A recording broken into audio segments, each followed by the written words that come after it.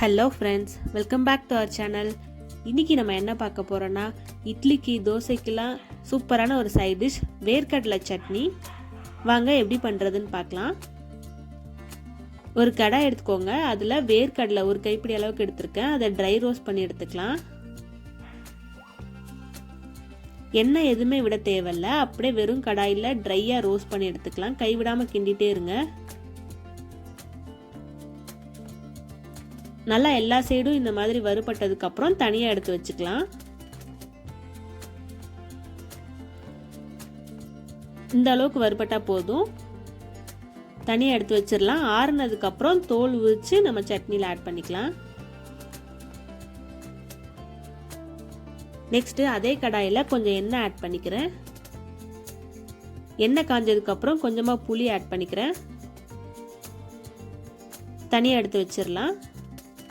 அடுத்து காஞ்ச மிளகா ஒரு 6-7 ஆட் பண்ணிக்கிறேன்.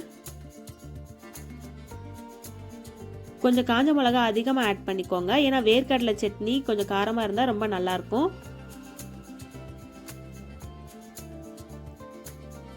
அதுவும் வறுபட்டதுக்கப்புறம் தனியாக எடுத்து வச்சிடலாம். நெக்ஸ்ட் இஞ்சி சின்ன துண்டு அளவுக்கு அதை சின்ன சின்னதாக கட் பண்ணி அதுவும் ஆட் பண்ணிக்கிறேன்.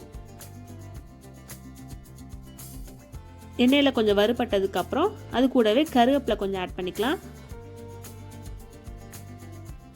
கருவேப்பிலை இந்த மாதிரி வறுத்து அரைக்கும் போது நல்லா வாசமாகவும் இருக்கும், நல்லா டேஸ்ட்டும் கொடுக்கும் சட்னிக்கு.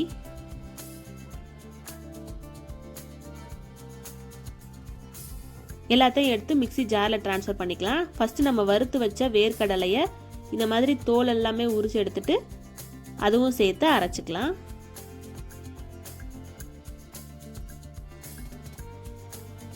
அது கூடவே தேங்காய் ஒரு 2 சில்லு அளவுக்கு ஆட் பண்ணிக்கிறேன்.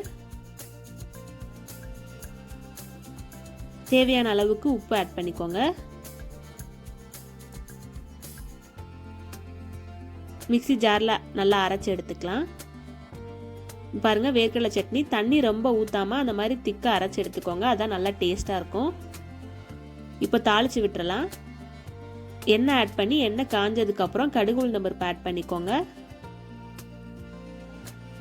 கடுகு பொரிஞ்சதுக்கப்புறம் கருவேப்பிலை கொஞ்சமாக ஆட் பண்ணிக்கிறேன். இப்போ தாளித்து விட்டுறலாம்.